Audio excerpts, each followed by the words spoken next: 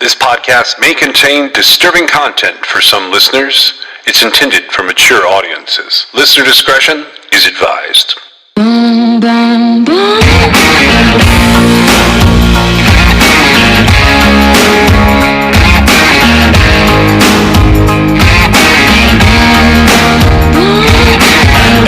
This is True Crime XS.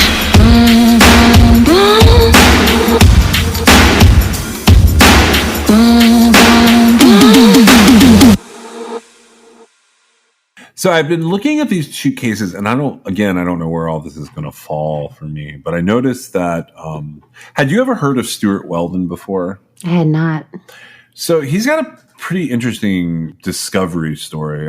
It's not an origin story as much as it's like a discovery story. And that is, there was a woman in his car when he was pulled over for, I think it was a broken taillight. It was. This is back in, is it 2018?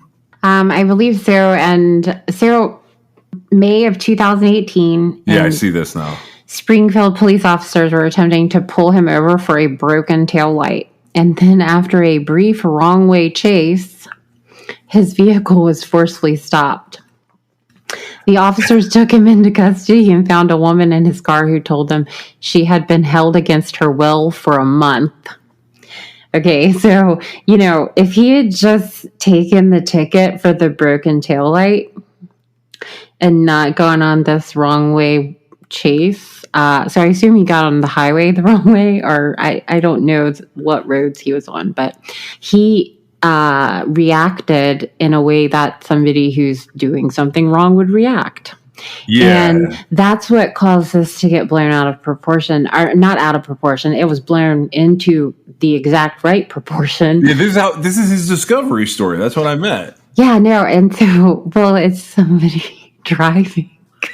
It is so weird. It's another driving issue. That's the biggest thing that people, that serial killers get caught for is their terrible driving. So this guy, he comes back up in the news in September of 2021, and there's stories along the way, but he had an ending to his story. So I know a lot of people covered him. One of the things I hate is when people are just like covering breaking news and then they just drop it later and like they don't really come back to it. And sometimes I do that, but I really try and not do that. So his story, as far as I'm concerned, sort of comes to a close, but it takes about 3.5 years. I went on, one of the craziest sources for this was The Sun. And I had to go fact check it, but it's The Sun. It's basically like a tabloid in the UK. So he gets pulled over, like you were describing, after a chase where a cop has pulled him over for a broken taillight. This guy is, at the time, I'm not sure of his age right this second, but just imagine he's around 40. He was born in Jamaica, Queens, up in New York. He had a long criminal history in New Jersey and Massachusetts. On his criminal record, he's got burglary, he's got different weapons offenses and assaults, but not like sexual assaults. They're he's got an aggravated assault and some other a bunch of misdemeanor simple assaults. He had lived at different addresses in Springfield, Massachusetts since 2005 up to 2018. His mother reportedly owns this house that he had been living in. It takes the police 3 days after they arrest him and this woman says he's being held hostage. And they go into this house. It says that his mom lives there and he was living with her. So in the home, in the garage in the basement, they find the bodies of 3 women. Ernestine Ryans, 47, America Leiden, 34, and Kayla Escalante, 27. Leiden had last been seen in December. She'd been reported missing in December of 2017. She had not been seen since June. Ryans had vanished on March the 18th of 2017. Both were local to Springfield. Escalante was a young mother who lived in a neighboring town called Ludlow. She would have been 27 on May 30th, 2018, but she was last seen also in December 2017. They did not say at the time how long the bodies had been at the home, but they did say the bodies had been found in the garage in the basement, and they were investigating to see if the deaths were homicides. They were not. The medical examiner at the time this was all released still trying to determine the cause and manner of death. But everybody said it was suspicious at the very least. The deceased families were distraught and heartbroken, according to Anthony Gallooni, who is the Hamden District Attorney up there in Massachusetts. Weldon had a charge that he had pled not guilty to, essentially that the woman in the car said she was being held against her will by him, the driver, and that she allegedly had sexually assaulted and beaten her with a hammer. And that was a new thing for me. This came up in the hunt for Clay. After this court appearance, another woman comes forward and says that Weldon had kidnapped her back in February. At that point in time, after he's gone to court, talking to these different women, the police decide they're going to go check his house. So they go to his house, and that's when they find the bodies. And he doesn't get charged right away, but his bail ends up getting set at $1 million. People wanted to know why his mom had not phoned the police, because his mom calls the cops while this is all going on. And apparently what triggers them to realize he lives at this house is she is called and reported that there is a foul smell at the house. So they go search the property, and in the garage in the basement, they find the 3 bodies. This is just bonkers to me, but we don't get a lot of satisfaction out of a big trial, because in September of 2021, like I was saying, Stuart Weldon, he admits in court that he raped and killed these women. Trial was supposed to happen probably in November of this year. This is kind of how it was timing out. He's now 44 years old. He pled guilty to 39 charges linked to the murders, including multiple counts of kidnapping, aggravated kidnapping, rape, indecent assault and battery, which was a downgrade from the aggravated rape charges. And on September 30th, he's going to be sentenced. This is crazy. What do you think of this guy? Is he what you think of with serial killers when you think of them? No, I actually, it's interesting because there's a lot of things happening here. So he's said to he has a first grade education. And according to what I'm reading, he's got like 5 diagnoses. Bipolar, dyslexia, and he's attention deficit hyperactivity disorder. But a first grade education does not mean he has a first grade intellect. Right. No, I understand that. To me, that he's just a normal guy there. I mean, I'm not saying that you don't learn anything after first grade. I'm just saying that your intellectual ability with regard to like how that sort of it continues and builds upon itself as you go through school, at least public school here in the United States, you already know in first grade not to kill people. Like it doesn't coincide. And so, yeah, you're right. He's an adult and there was no incompetence found. He does. So this is what I'm wondering.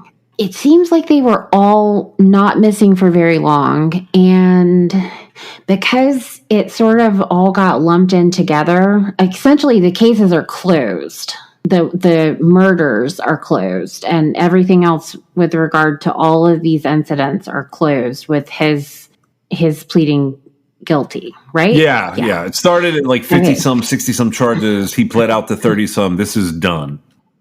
And so that makes me wonder, like, well, how'd they die? Like, did they overdose? Did he actually murder them?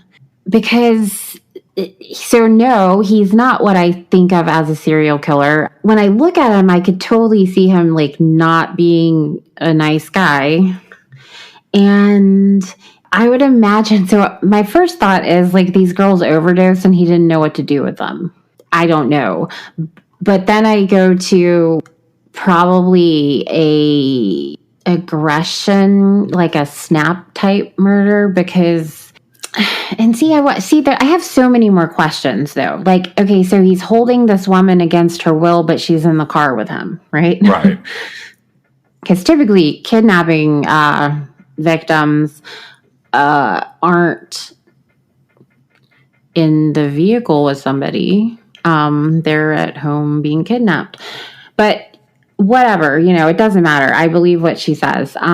But it also like makes me wonder, like, is he just really intimidating, like a really intimidating jerk? Well, Did he want to like have control over somebody, and then when they were finally like, I'm out of here, he killed them out of anger or whatever? well, he's a rapist. Like, that's the thing he's confessed to. Certainly a rapist. He has confessed that he's a rapist. Like, that's his thing. But it seems that there's a mixed bag that's mostly blunt force trauma as far as the causes of death and how they correlate to the charges. He is definitely accused, and I'm just going to say accused because I can't tell if it's included in the plea yet or not, of hammering, like using a hammer on one woman who survived. I thought that was interesting. So he had, like, there were other people that came forward. There's a total of 10 victims. 3 of them are dead, and the other 7 are living people who have basically said, this guy, he came after me. Right. And so while I always believe a victim, even to my, even to my opinion being wrong, I would believe a victim, because you don't want to cast doubt on victims just in case, right? Yeah. And that doesn't really mean anything except like I just am going to believe a victim. Them coming out after the fact that he was, he was driving with a broken taillight, got pulled over. Like, it's weird to me that they saw that he had been arrested and then they come forward. I'm not saying that nothing happened to them. I'm just saying, like, that's weird. I also think that happening lends credence to your theory. It is a little weird, but I also think that if he was a serial killer, there would be 10 bodies, not 7, not 10 victims, 7 alive, 3 dead. I was wondering if we're just seeing a serial rapist who started going too far with it. I feel like that could be possible. And there's something you said that most of the causes of death, well, I guess manners of death would be homicide, right? And causes of death are blunt force trauma. So I imagine that's like a beating to death. And that is a rage kill. I don't know for certain. Clearly, we still have Clay looming in the background as a hammer guy. He beat his victims to death, with a hammer.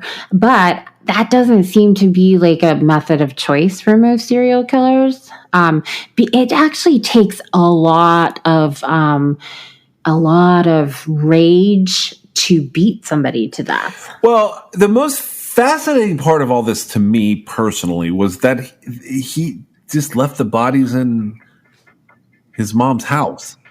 See, that doesn't make sense to me. Like, it seems more like, because serial killers, well, maybe not. I was going to say serial killers have some sort of disposal method usually, but they do sometimes. I don't know that. No, I'm wrong again. Everything I think of another person who's done it. So, like, for example, Jeffrey Dahmer kept his victims, and then John Wayne Gacy lived with the boys under their house. Because I was going to say most of the time, if they keep their victims at their house, they live alone. But then I, circled back around and I realized I was incorrect. I think that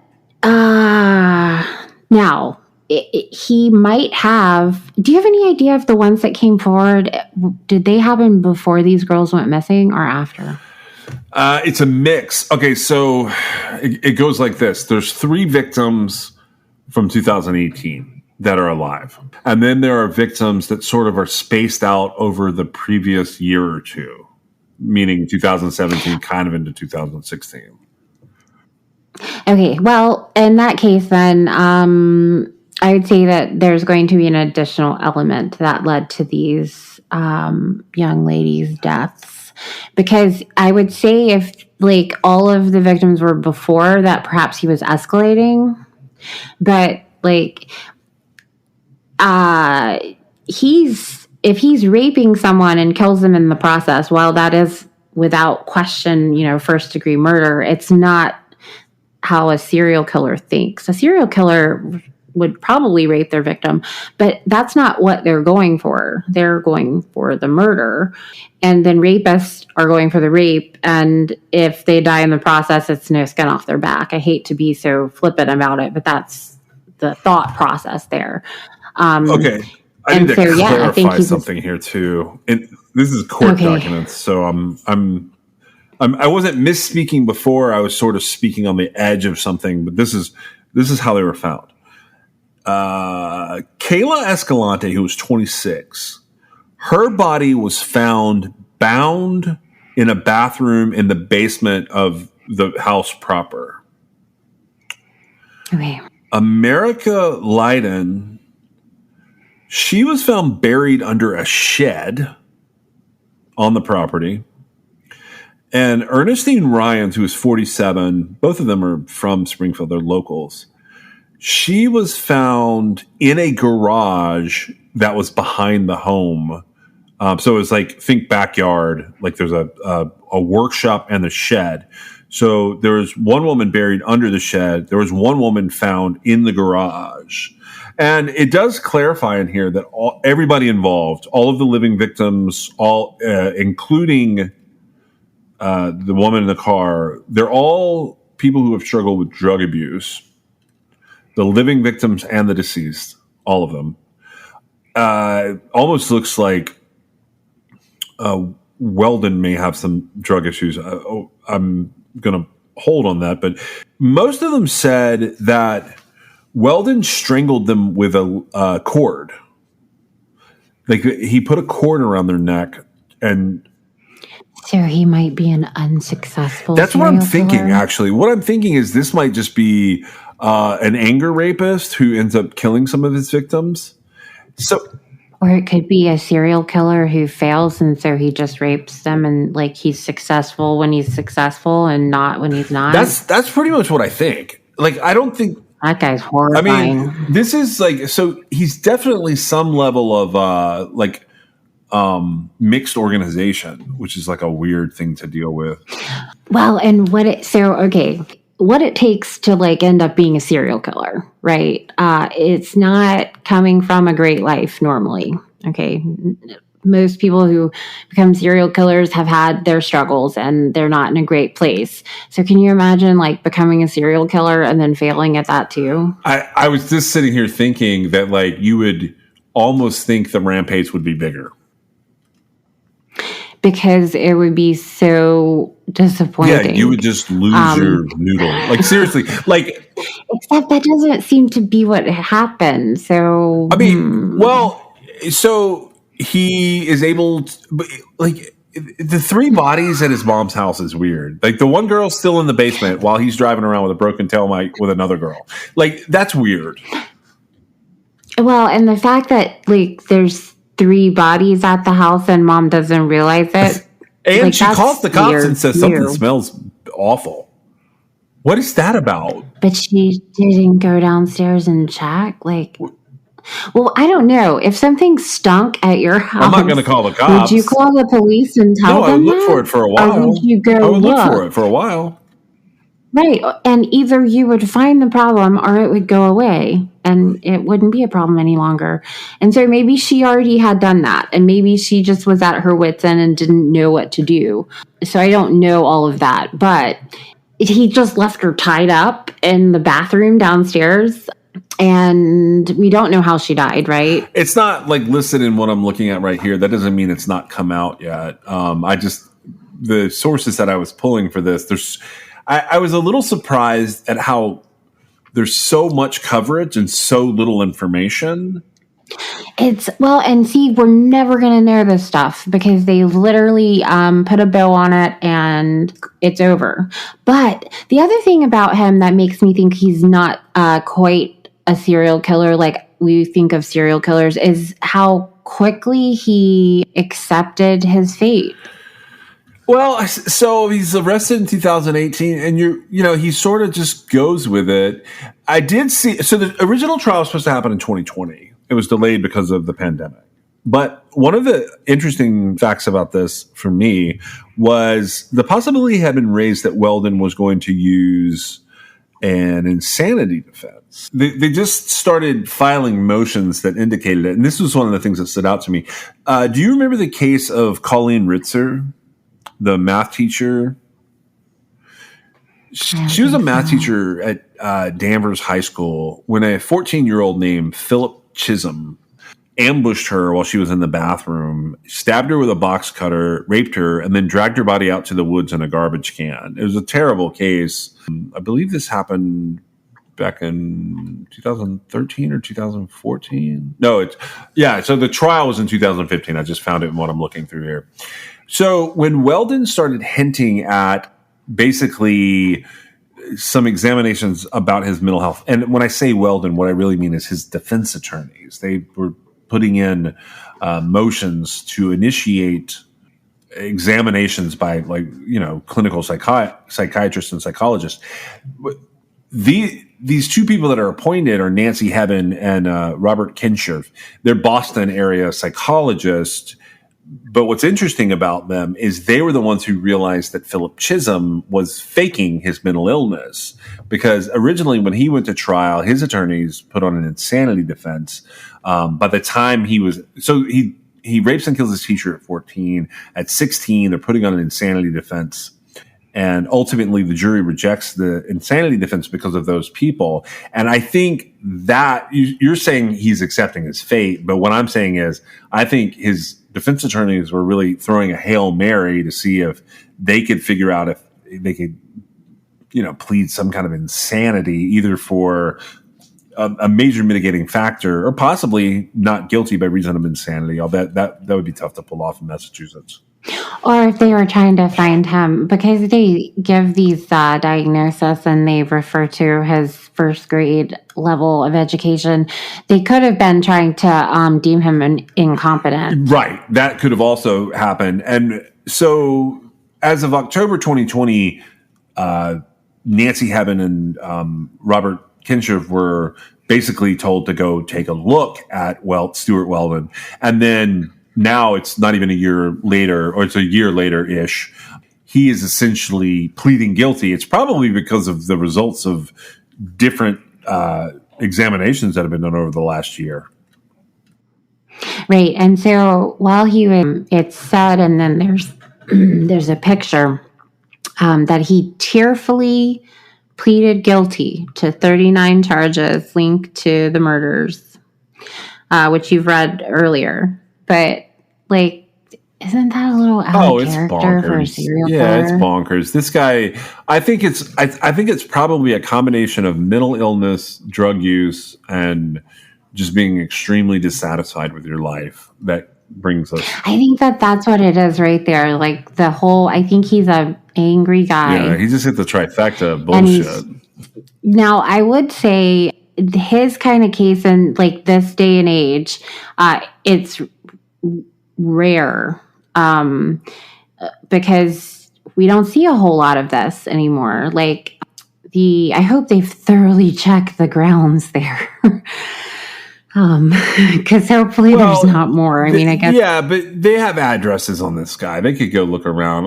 Honestly, though, I think you're spot on in that this is probably a newer thing for him. You could maybe find an earlier one where he killed a kid or killed a peer. Yeah, because it seems like they were recent, right? So I bet he probably lost his job or I don't know, something happened. And you think if you track the triggers, you could even track the timeline?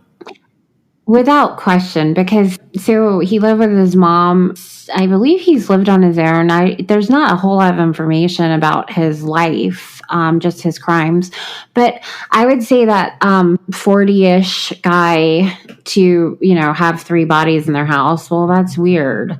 And it's more than weird, yeah.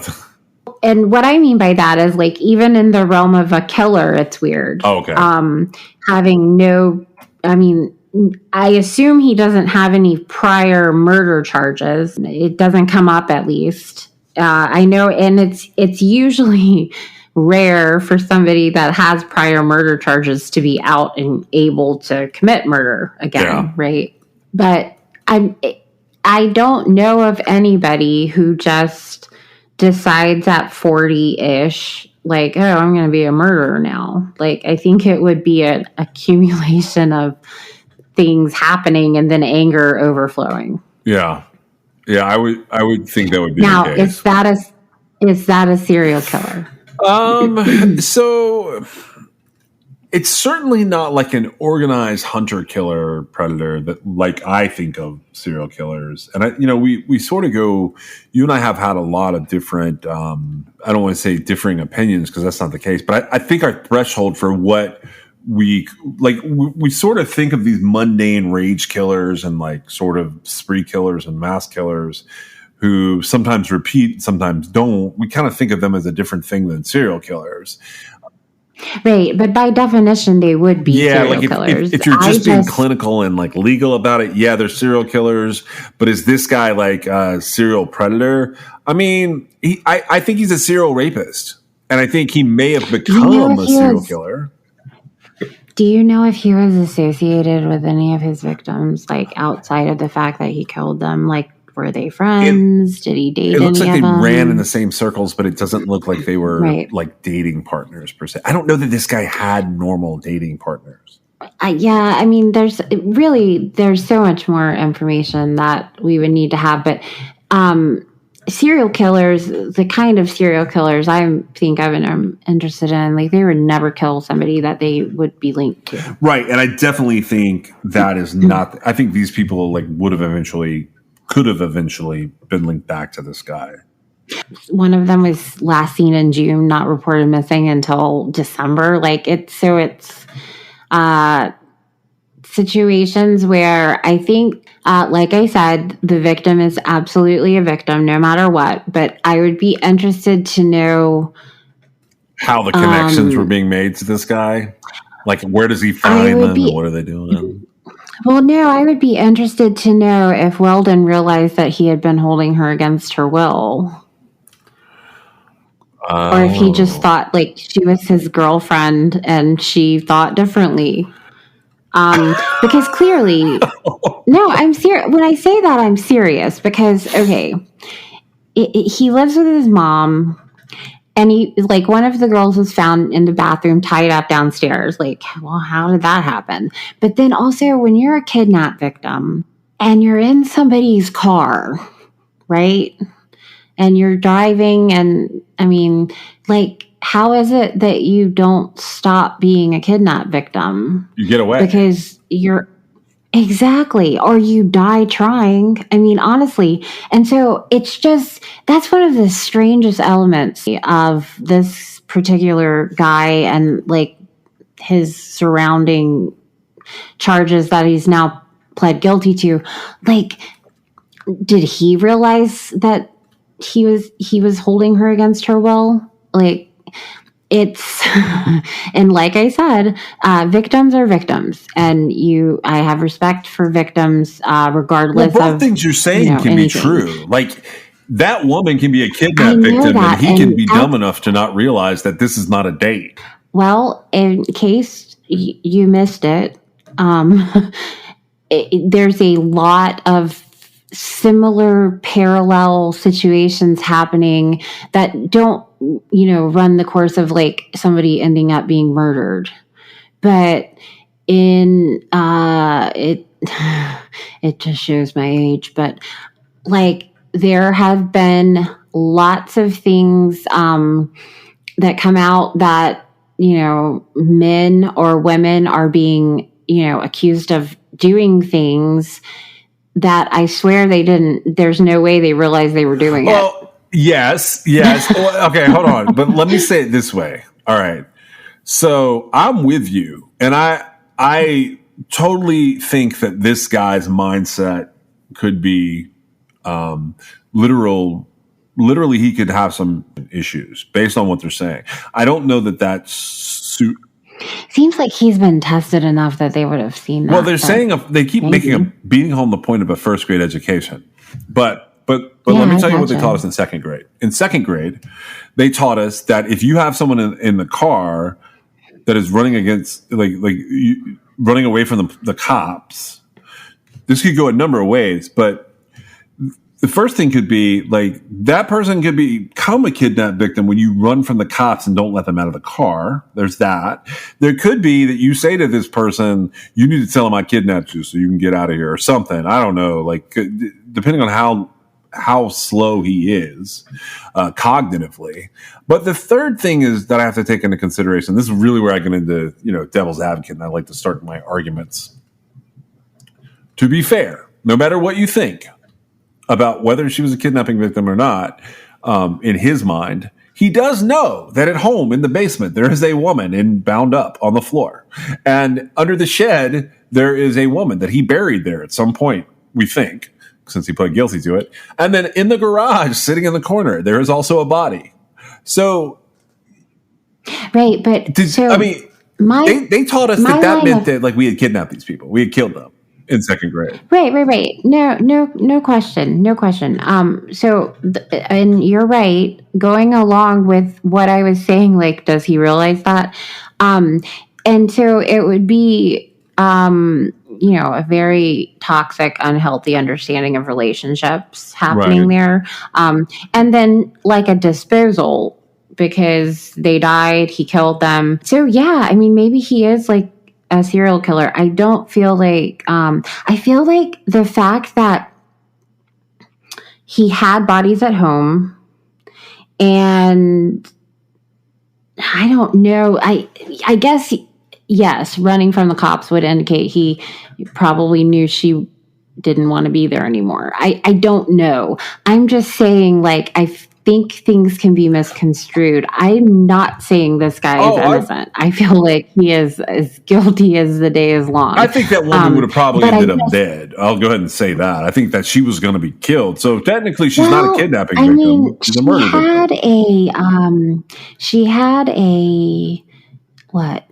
70% chance of not dying. I mean, yeah, if you believe the other stories, and I mean, yeah, that's what I'm saying, though. I don't think that typical serial killer statistics are 70-30 as far as the ratio of victims who get away.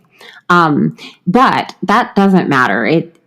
It's his behavior is completely wrong. And I'm so glad that, she didn't suffer that fate. It makes me wonder, though, the dynamic changed amongst the cases for some reason. Well, yeah, like I agree with you that it's a trigger of some kind. Like, we don't know exactly what it was. It could have been something that happened externally. It could have been something specifically that the victim did that triggered something versus that made him kill them, as opposed to them walking out and then waiting until he had been accused of this and then coming forward and telling the police. On that note, I would say if you need the bolstering to go to the authorities about something, just keep in mind whatever happened to you, the person could do it to someone else. Always and true. You could potentially stop that. Because it seems to me like that would have been the case here. Like, the victims at first didn't come forward until way later. And because like one victim, okay, but like that many, it's weird. Isn't that weird? Yeah, it's weird. Nobody's saying anything. And that doesn't make any sense. If somebody touches you the wrong way and you can say it after they've been accused of it, stand up for your own damn self. You could have saved all these other lives. Seriously. Well, I mean, I'm not going to put it on them. I agree I'm just with your saying. sentiment, but the sentiment being correct, you never know what's going to happen in those situations. You have no idea, like, what people are going to respond what way. And right, but if they were willing to come forward once it was brought to light, I mean, what does that tell you? Yeah, and so I'm with you. Let me ask you some final questions about this guy. Do you think? I think there could be other assault victims of him. Right. And they're the ones that aren't coming forward. Right. And I think there could be other, like, I think he could have like a baby murder, meaning like he did it once before these women. But that would be like he killed like either like the murderer would be kind of juvenile. It'd be someone that, I was going to say, maybe we shouldn't call it a baby murder. well, like he had a murder that he committed prior to all of this. He may have had a previous murder. Previous, right. Okay, so because a baby murder sounds like he murdered. No, I follow what you're saying. That's why I changed it. Like, I'm trying to say, like, an immature murder. Like he... Right, but that takes a level of sophistication I don't think this guy that's what I was going to say. Do you think there's any other victims, or these three are pretty much it? So what I would think of that is I do think it's possible that there are women who suffered at his hands that are alive and didn't come forward with the rest of them. Maybe. I don't know. But because that is looming in the air there, I would have to say, of course, it's possible. I don't know what he would have done with others' bodies because he didn't seem to have a real good grasp of disposing.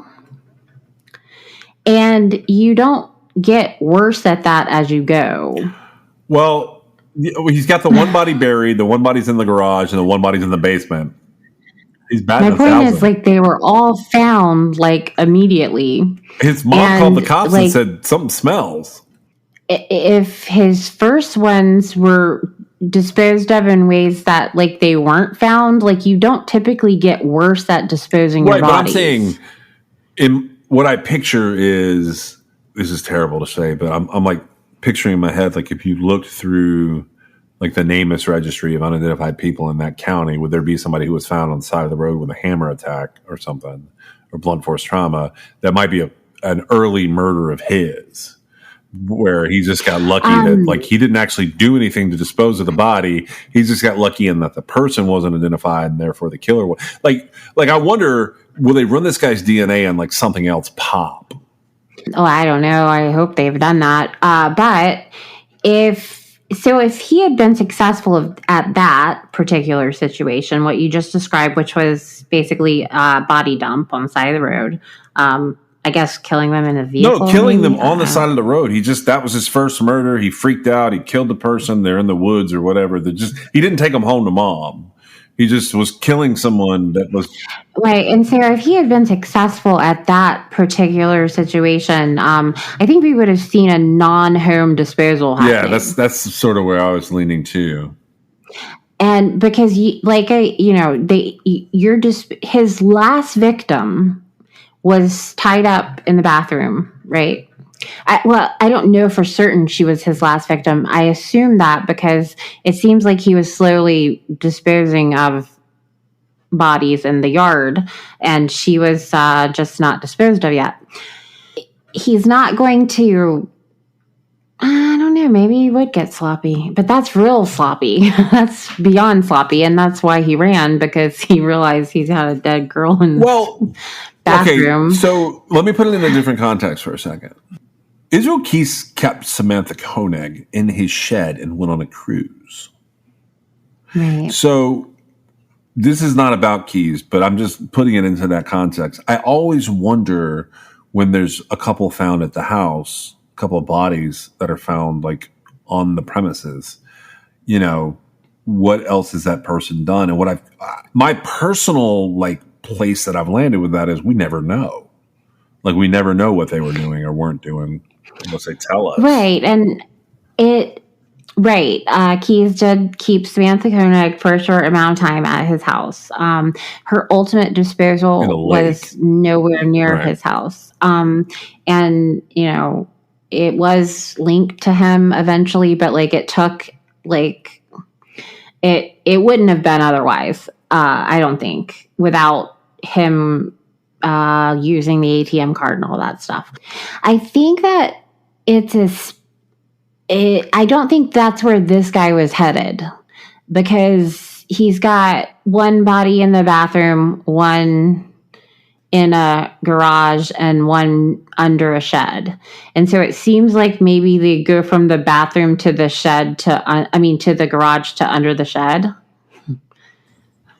Stages of... I don't even know how you got there. Okay, I'll follow along. Go ahead. Well, because, you can't just put a body out in the living room.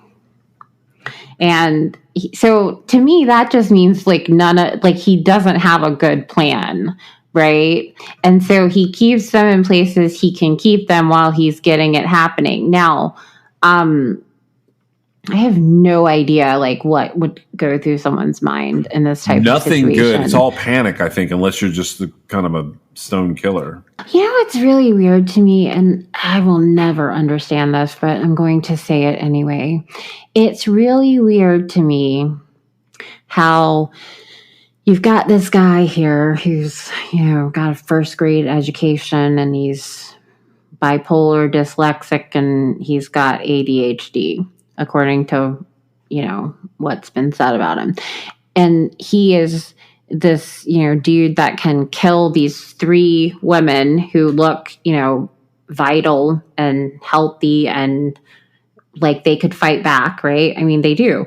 And then he's got these other 7 victims, one of which was with him in the vehicle when he was about to be pulled over for his broken tail light. Okay, so you've got this big bad dude that can do all this stuff, and then like the blue lights go on and he turns into like a scared little mouse running away. Oh yeah. It's the craziest thing to me. Like, how does that happen? Everybody reacts that way to the police unless they don't. And then those people are worse. How does that happen though? What is it about that? I mean, the police are just people too.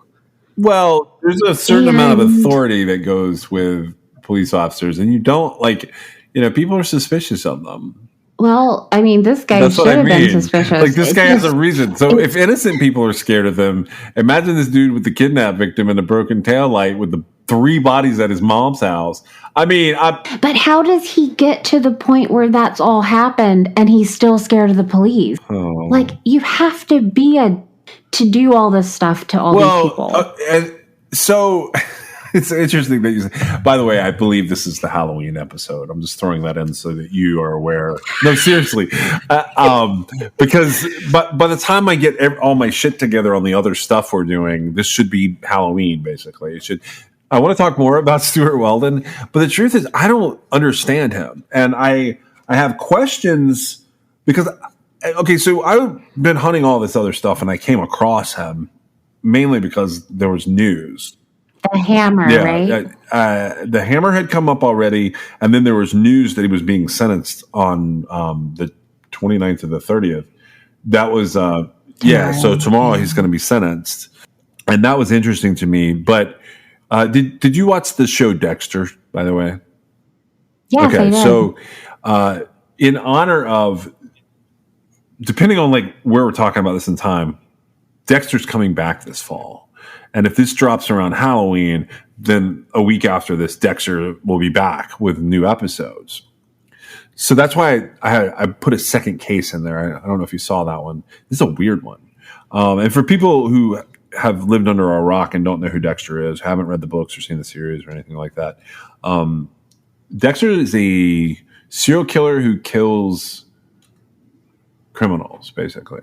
The beginning of Dexter's life, he was 2 years old when his brother and he saw his mom killed.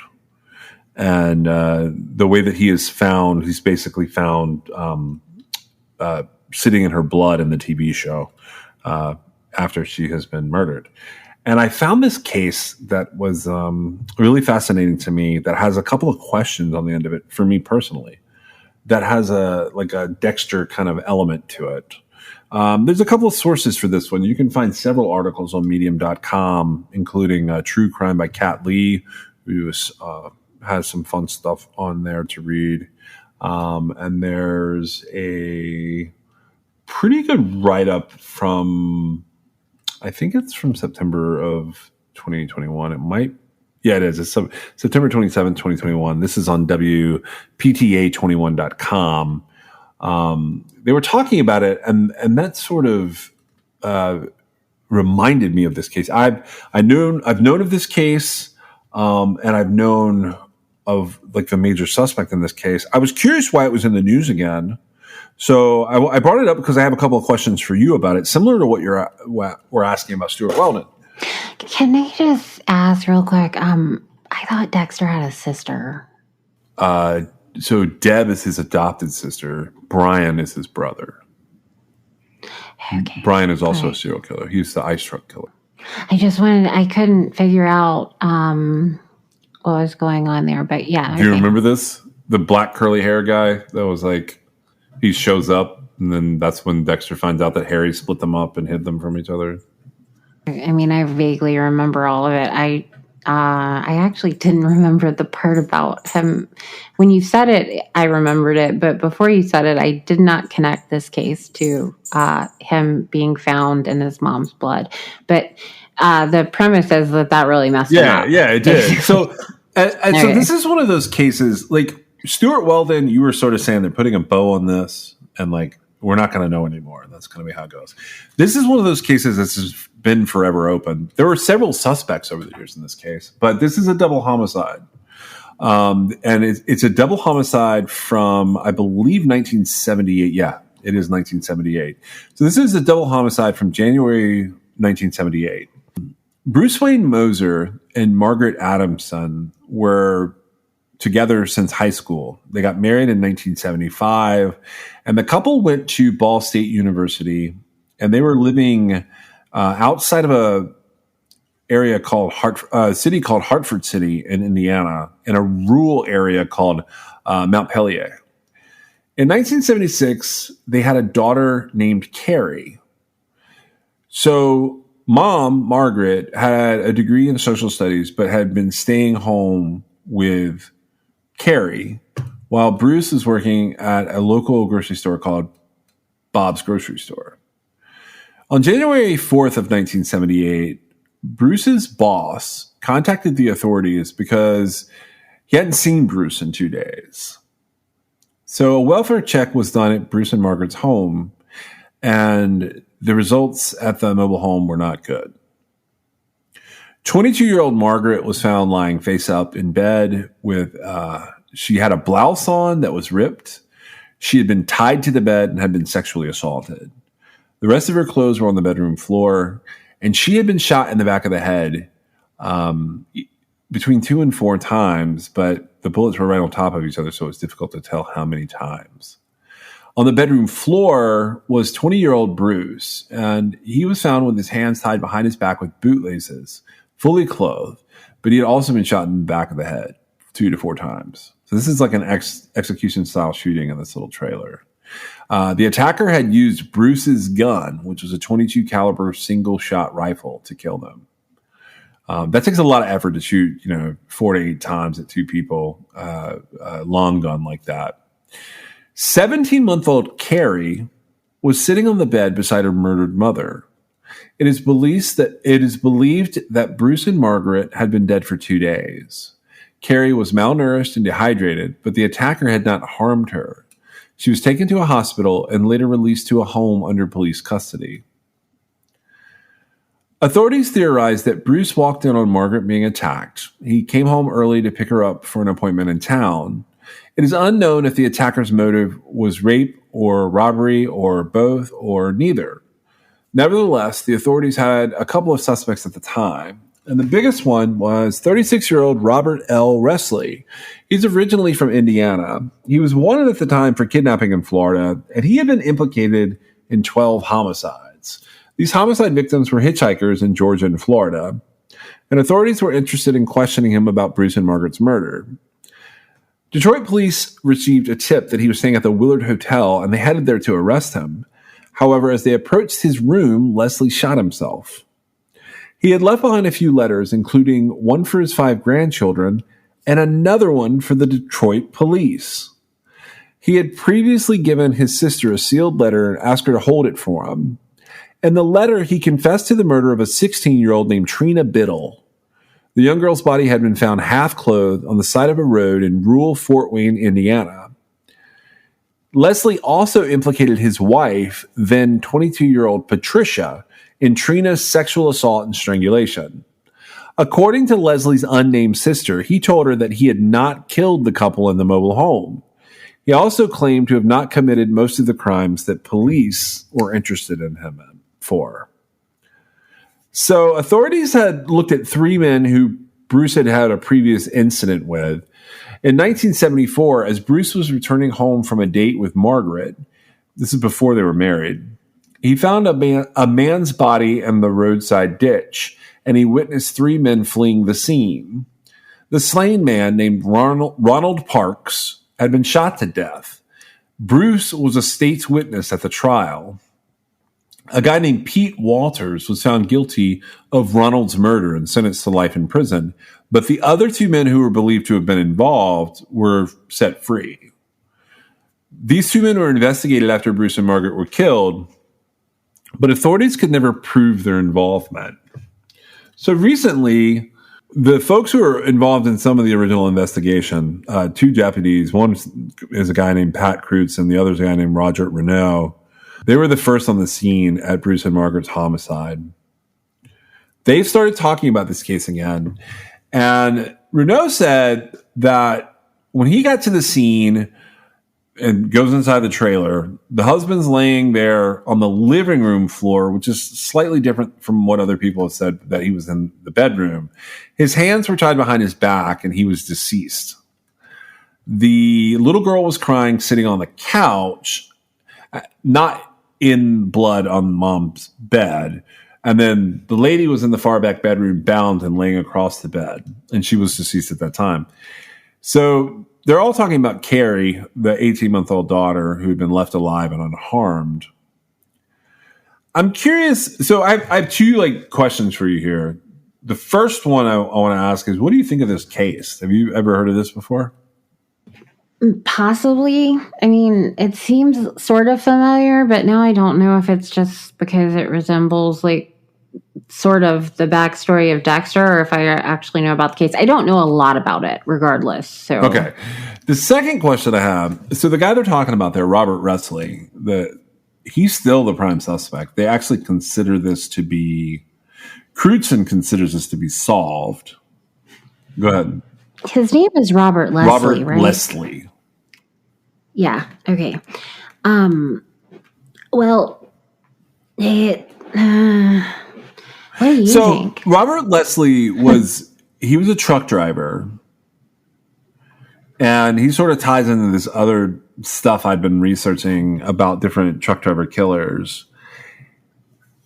Police found that the couple's trailer was right along his route that he ran on a regular basis. And he admitted to police that he had made a stop 2 nights before Christmas at the couple's trailer to make a phone call after the brakes on his truck froze. And that just screamed to me, my fingerprints are there and I gotta account for them. But the big thing with him was, and Crutzen thinks he did it. The suicide? What? Well, he committed suicide, yeah, he killed himself, right? But he didn't admit to this. But here's my thing about him. He's got 12 different bodies they think Robert Leslie is under, and realistically, he admits to one little girl. What do you think of that? Well, so I wanted to see what you thought because I don't want to come off like really know-it-all-y, but it's highly unlikely that Robert Leslie killed them. Even the accused, the other crimes he's accused of, they don't lend anywhere near what it happened, because he says that he and his wife, she's implicated somehow. They murdered the 16-year-old girl, and she was found half clothed on the side of a road.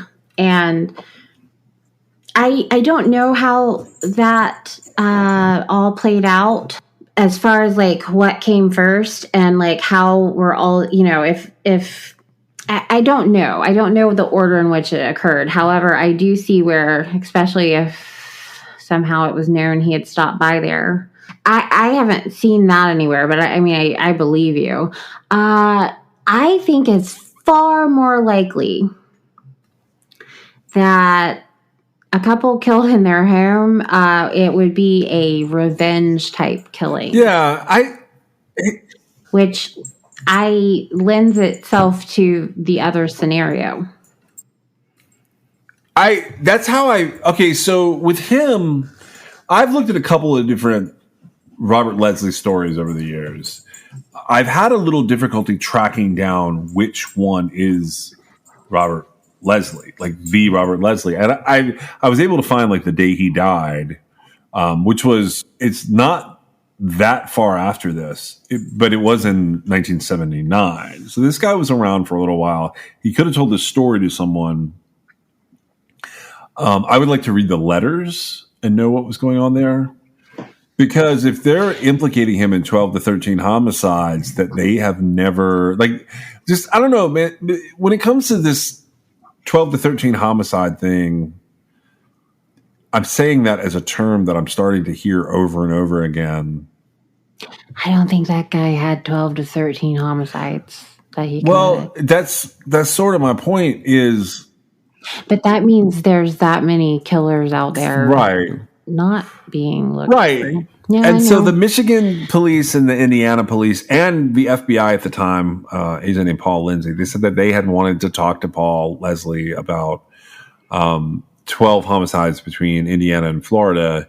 So they're not saying he definitely killed them. That would be overblowing it. They're just saying they have some interest in these different cases, these hitchhiker murder cases, which are, by the way, some of the most terrifying cases, the hitchhiker murder type cases.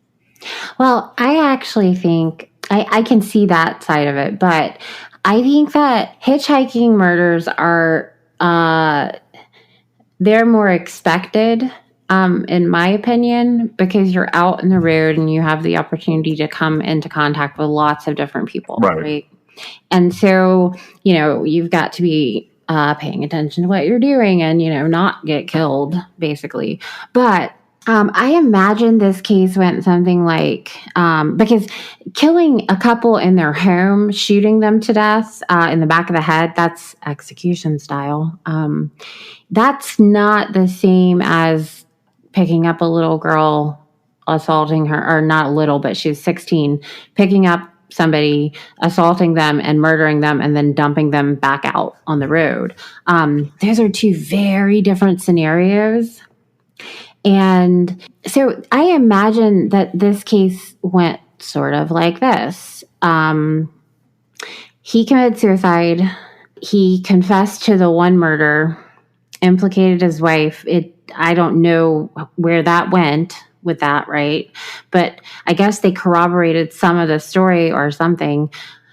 And then they started linking him to kidnappings and murders along his truck route or whatever. So I think without the confession in the letter, it probably wouldn't have been leaked. Well, so that's what I wanted to tell you about. So I did find a June 1979 article in the Courier Journal about this story. Title is, "Woman Says Dead Murder Suspect Was Nearly Ready to Turn Himself In." And this is how this goes down. A woman identifying herself as the sister of murder suspect Robert Leslie says she almost had him talked into surrendering until reports that police wanted to question him and up to 12 homicides from Indiana to Florida surfaced. Leslie was found dead of a gunshot wound in a Detroit hotel room on Thursday. So whatever the Thursday is before Saturday, June 2nd, that's when he has killed himself. So this was 6 days after he told his sister in a telephone call that he was thinking about killing himself. The Wayne County medical examiner up in Michigan ruled that the death was a suicide. Leslie was from Fort Wayne. He was wanted on a murder warrant out of Georgia, a kidnapping warrant out of Florida, and the questioning and the slaying of the girl near Fort Wayne. And then they mentioned this couple. The Fort Wayne girl that he confessed to? They're talking to this woman, and in this article, they don't verify that it's the sister in a way that's satisfying to me. But it's, this article is almost 40 years old. So it's 40 years old. The sister whose name was being withheld because the police had not linked her to any of this, and the newspaper's not linking her to any of this. She told detectives that she received a phone call from Leslie over the weekend instructing her to open a sealed letter that she had been holding for him. And this letter implicates him in the slaying of Trina Biddle. That's the girl we were talking about previously. But it also says, I didn't do what they're writing about me in the paper. This is a quote. Those cops are trying to put every murder on me, and I didn't do them. I did the Biddle girl and the 2 going down to Florida. And then he says he didn't do the rest of what they're saying. So he didn't, and he specifically says he did not do those in the house trailer, which would be the couple. He tells them to keep on looking for the murderers. Okay, so the 2 going down to Florida reference is believed to be related to the murder of a young woman down there. It's actually on the way to Florida, but it was in Georgia. It's a woman named Mary Schmuck. And then the attempted slaying of her companion, who was a woman named Crystal Schmidt. So that's where the Florida reference comes in. And Mary Schmuck and Crystal Schmidt. Yes, I did not make that up. And one of them lived? Crystal did. Right. So she probably is the one linking him somehow. That's what I'm thinking. Yeah. Okay. Well, that seems a little better because, so yeah, this guy is terrible. And I think his behavior varies from what I consider most serial killers to be thinking, in that he is not wanting credit for murders he didn't commit, making like sort of a bold statement, professing what he did do versus what he didn't do right before he kills himself. Right. Because I feel like he was willing to be accountable for some of the stuff, for the stuff he did, right? But I can also see that he probably felt like the walls were closing in on him because they were going to link everybody to him somehow. And it all would have gotten wrapped up and he would have taken a plea, and that would have been that. Instead, all these other cases are unsolved, I assume. I'm going to cover Miss Schmuck in a future episode because she's a really good example of a case where... Well, he's confessed to her, right? Yes, but it doesn't end there with his suicide. There's like more to it. What do you think the mindset of a serial killer or a murderer of any type is to half confess? Like to say, I did this, I didn't do that. Like if they're not being honest. Oh, so I don't think he killed this couple that we're talking about here. And I don't think he killed 12 people. I think he could have had a couple of murders under his belt that we don't know about, but I don't think it's going to be 12 people. But why wouldn't he have said that, though? Well, I don't know in this case because he already confessed to killing a kid. Exactly. And so if anything at all, he would have, perhaps he was mad at his wife and because he implicates her somehow, but it doesn't seem like she ever got in trouble for it. I don't know that for certain, but it's just a weird, people can do all kinds of crazy things. It seems to me, though, if he's going to go through the trouble that it seems like he went through, like, why is he just going to make stuff up? Which brings me to, this is how I'm wrapping this episode up, by the way. I'm just for the sake of keeping a Halloween episode short and simple.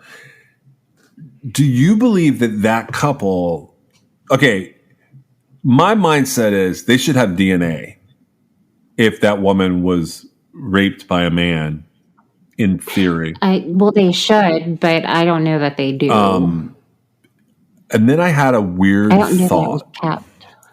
So another article I came across was from August 30th, 1970. There's an article in the Indianapolis Star that says, "Who's your woman arrested in girls assault and slaying?" This is a Dallas AP Wire story from 1979, August 30th, Thursday, if anybody cares.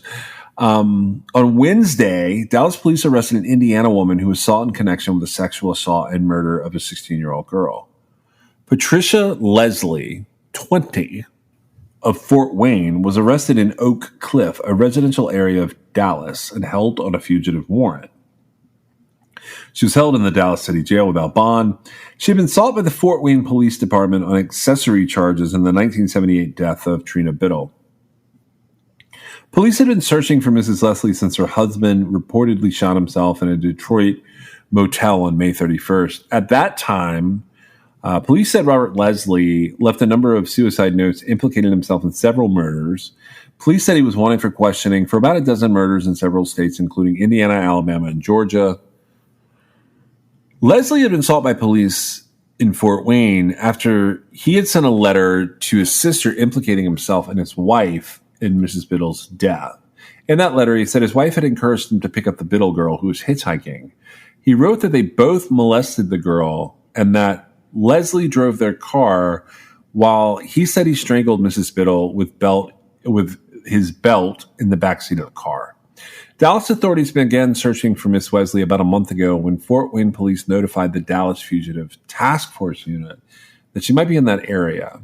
Fort Wayne police reportedly found Miss Leslie by examining her mother's telephone bills and noticing a number of collect calls from the Dallas area telephone numbers. I don't disagree with what you said a minute ago, but I have a question. Could that couple have been killed by this woman? And I have a scenario I can run by you. I don't think so. Why not? I don't think she could have gotten the husband tied up. Even with a gun? I guess it's possible. It seems to me like that would be that's interesting, but it seems unlikely, especially since that's a completely different kind of crime. Again, going into someone's house and tying them up and then shooting them in the back of the head 4 to 8 times each. That's a lot. It actually seems more, and it was by the homeowner's gun, right? Yeah. The victim, yeah. It was by his gun. And so, a woman going into a house unarmed and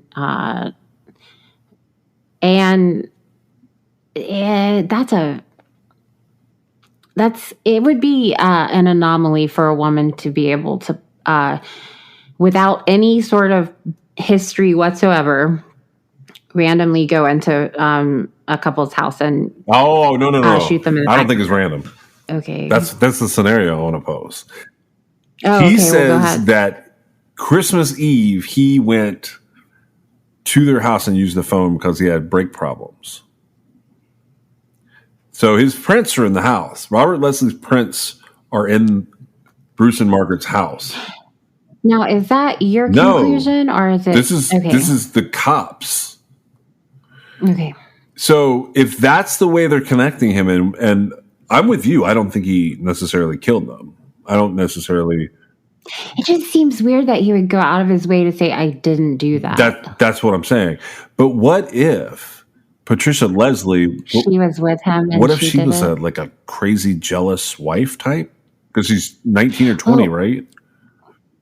Why would he have given the information that implicated her in the young girl's death versus not giving them information that implicated her in the other death? I think he didn't know.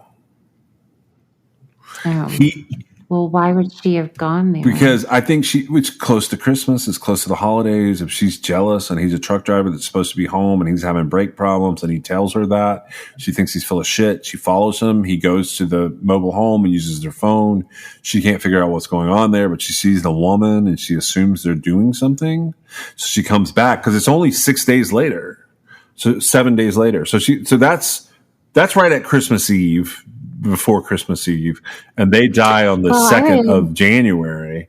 So Well, I would say that it is a heck of a coincidence that a guy who had murdered somebody stopped to use the phone at someone's house that they in turn were murdered without it being connected. But it's completely possible. I have a feeling they probably didn't keep anything that would yield DNA. I don't know. I was that just for wondering if they certain, kept but his gun, because if she did it, then the woman was probably sodomized with the gun, the barrel.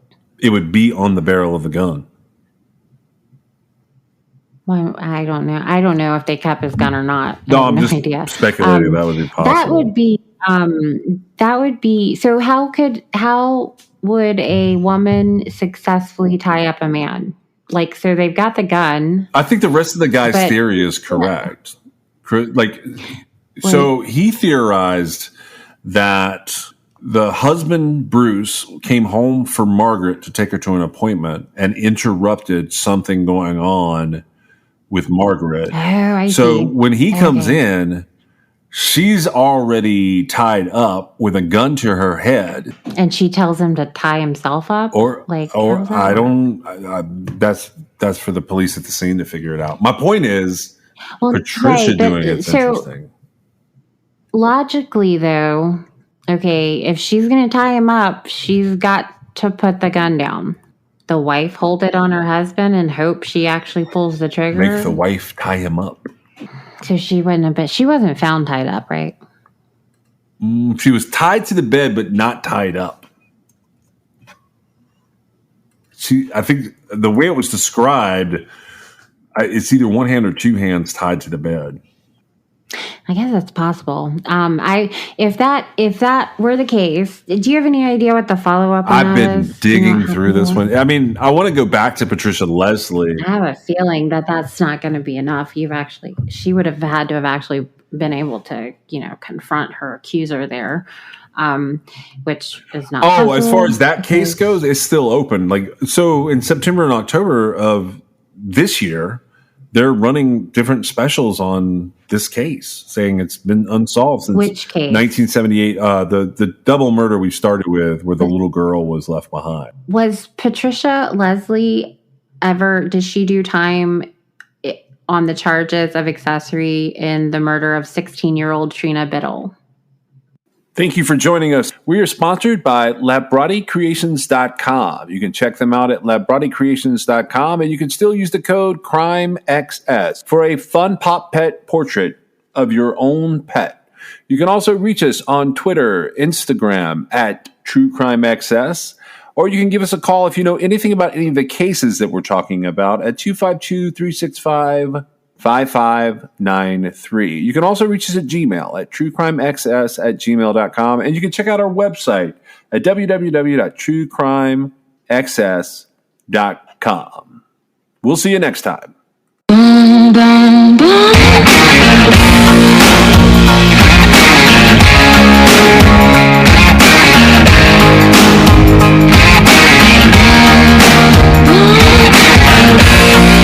This is True Crime XS.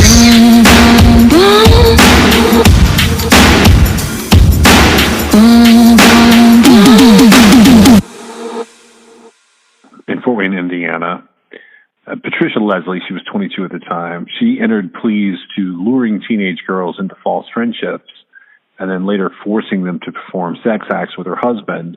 And she pled guilty to this, and she was set for sentencing. This is back in 1981, so it's a long time ago, but there was a plea deal made basically between the Allen County prosecutor, and they dropped the charges of her being an accessory to murder and the strangulation death of Trina Biddle.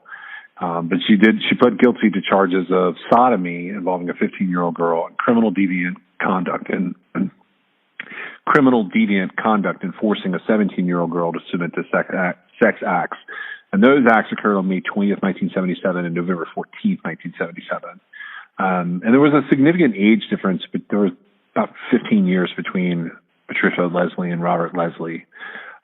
They did not let his confession into evidence because he was long dead by the time Patricia was convicted, but they didn't let any of that into evidence. They said that the note could not be used as evidence to convict Patricia Leslie.